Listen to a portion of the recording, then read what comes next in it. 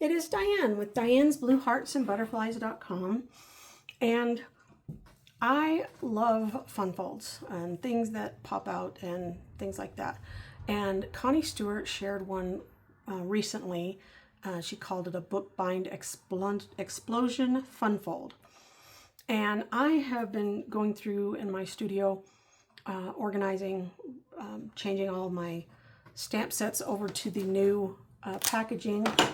And there's a lot of my old stamps that I love and I do not intend to get rid of. So I'm utilizing that along with a lot of the papers, the designer series papers that have accumulated over the years, because I really need to destash.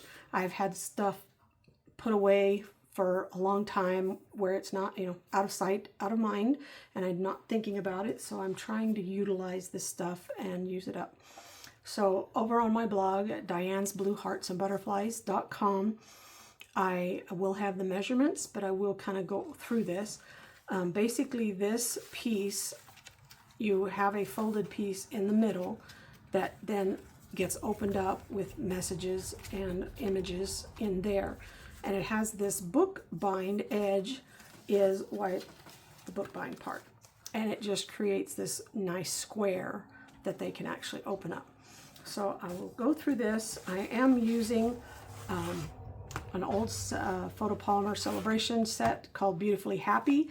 It's a multi-step stamp along with a touch of ink, which is another celebration that was multi-step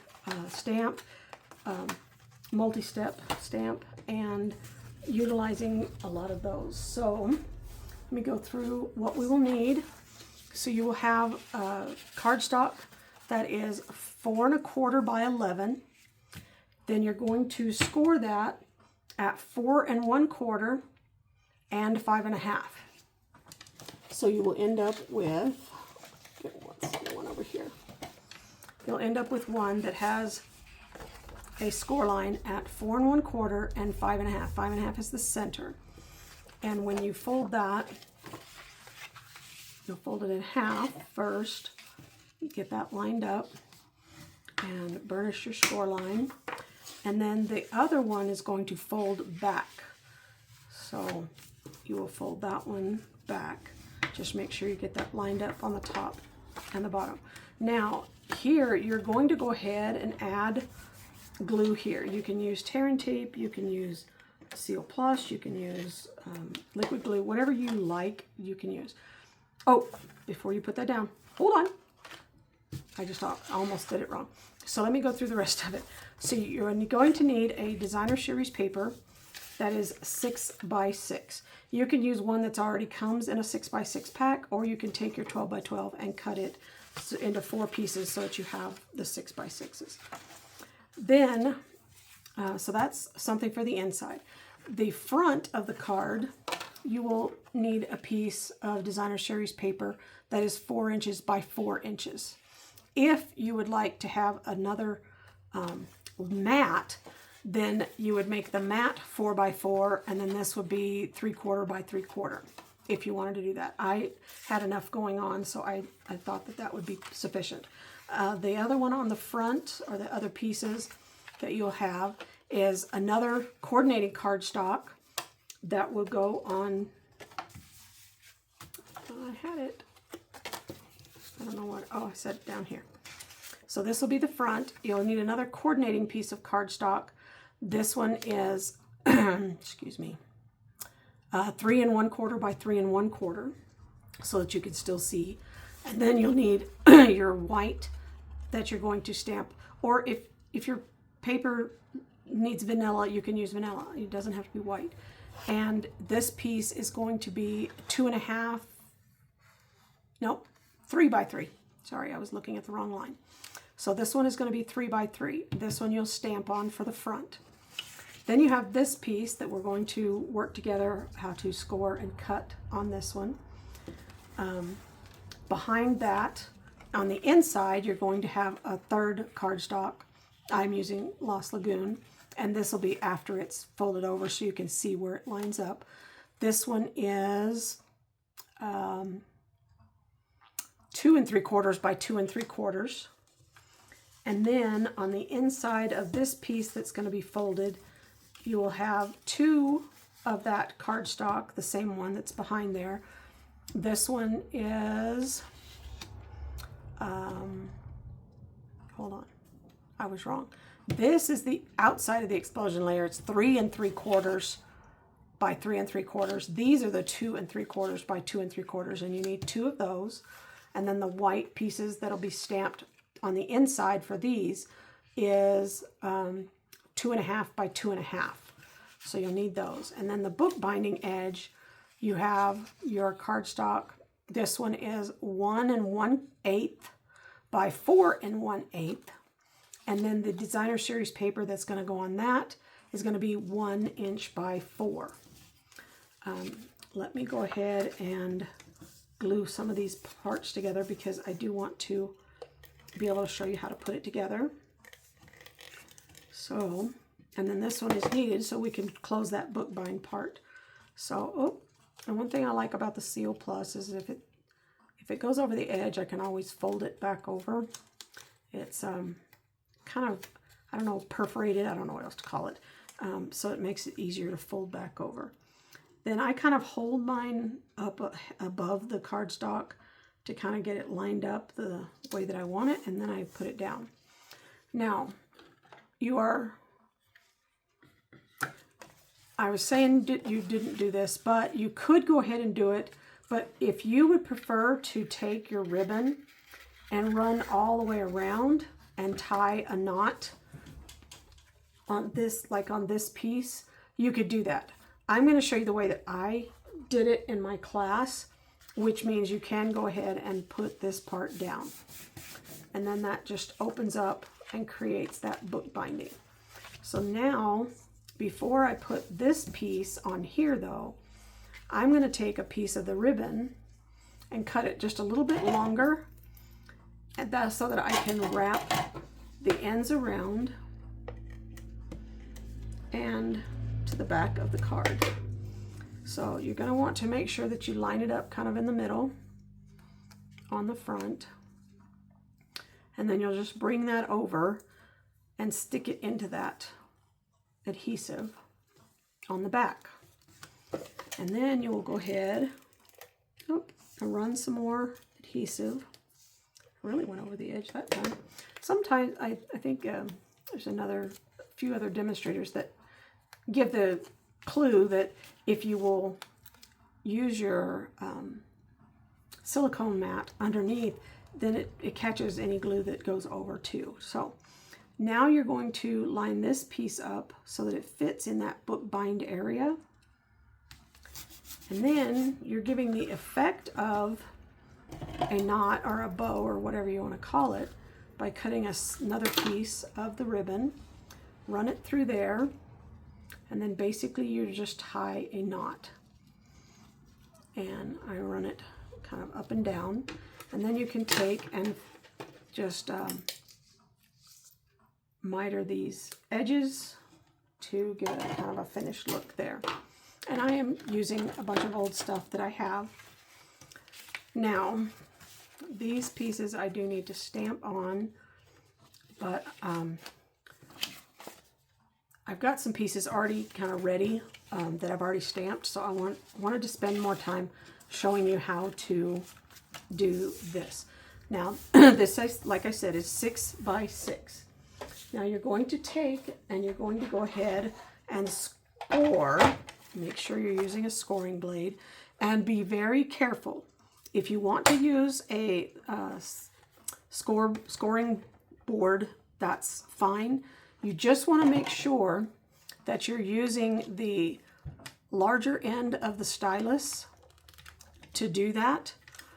Or if you are using a trimmer, use a light hand when you're doing designer series paper. The reason being because it can actually end up cutting through, I don't know if you can see it, but it cut through that middle part right there where we didn't want it to cut. So I just urge you, use a light hand if you're using a trimmer, but you're going to want to score it in half, both directions. So 3, and then turn it again and do 3 again, just lightly. And then you can go ahead and fold that just so you can see those. You want to make sure which direction you want your paper to face on the inside of the card. I think I'm going to do that. Maybe I'll do it this way, because this one's going to be covered up with a thing. So I'm just going to kind of fold it. And you can use your bone folder to give it a good crease. And then you'll open it, and then you'll fold it the other direction, making sure to line up those edges. Give it a good crease. Now, the direction you want it to be in here, you are going to cut along this score line just up to the middle from the bottom of the piece that you are going to be using. So I'm going to just cut along that score line up to the middle score line so that it will fold this way, and then it folds again this way. I think I need to go a little bit higher so that it folds a little better. And you may want to cut it on the outside or inside, whatever you want to call it, of that score line so that it folds, it doesn't get bunched up on this when you're folding it this way.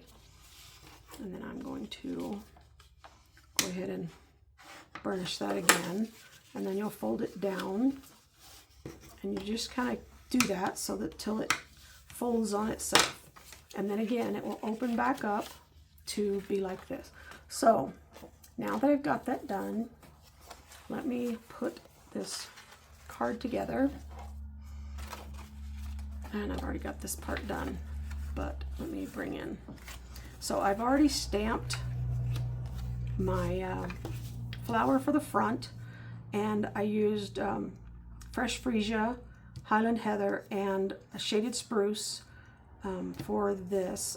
The background flower, the main part of the flower, I stamped in shaded spruce. You can do it in black, whatever. And then the pieces that do the flower and the leaves, everything, I did that. This one I did Lost Lagoon and Balmy Blue. I should have stamped off with the Balmy Blue. I would have liked it better, I think, but this is good. And then there is another flower in this Beautifully Happy that I had the background stamp for. And so I just kind of did that in a light, I think I stamped off twice and then stamped that flower back here. And then I stamped the Thinking of You. That one came from A Touch of Ink. And I did that in the shaded spruce. So now that we have these done, let me put this, okay, these two, this. All right. So on the card front, you're going to want to make sure that you watch your direction of your paper so that you put it on correctly. And again, I went off the edge. Hold on. I'm in a hurry, so of course it doesn't want to go the way it's supposed to. So the Seal Plus kind of has these little lines in it, perforations if you want to call it, or whatever, that make it a little easier for me to fold it over. All right, so on the front, you're going to want to make sure that your paper is going the right direction. And then you will put this centered there. Then you will take the larger of your white pieces that you've stamped, and you're going to add that to the front of this other third color, coordinating color. And then you will add this to the card front, just making sure that it's kind of centered like that. And then you will open this part. This is the part that is going to go behind your folded 6x6 Designer Series paper. And you want to just put this in here so that it is centered in this square area.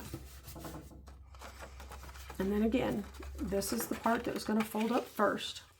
we are going to take and put these other layers together.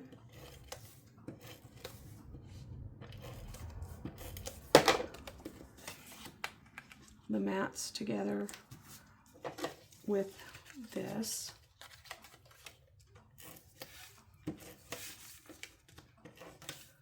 And you can put them in whichever quarter that you want it in. And just add it to the inside of this before you fold it. But as you're folding it up, you're going to want to make sure that you know which direction it is as far as up and down.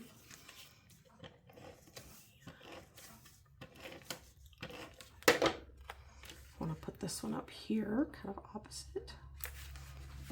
Now I'm going to fold this one, and then this one, and then this one.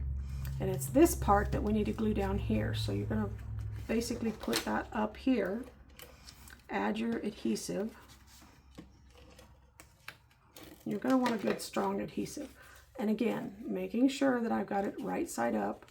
And then I'm going to kind of square that up in the middle, right there. And then you have your card that explodes open like that.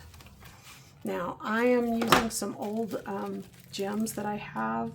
These are Purple Fine Shimmer Dots that I had some left over.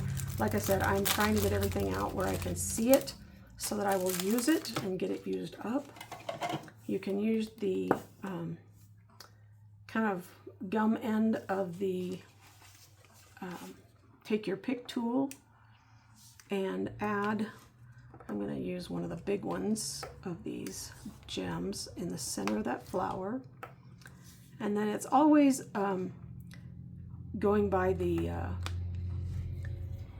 odd numbers, so 3s, 5s, 7, to keep your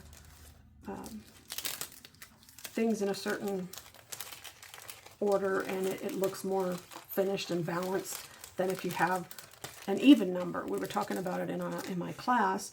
If you have an even number, you really have to work hard at getting them lined up or together in a certain pattern. Otherwise, it doesn't look very good. I had some glue that was sticking out. So that is the finished card. I hope that you will give it a try and be able to make several cards this way. I did take another one of the stamps that was in the Touch of Ink, and I stamped that on the front of the card so that it's kind of some coordination with coloring and with the stamps. I hope that you will like and share my video. Also, go over and check out my blog at dianesblueheartsandbutterflies.com so that you can see other projects that I've been doing and sharing. I appreciate your time that you have spent with me. Thank you.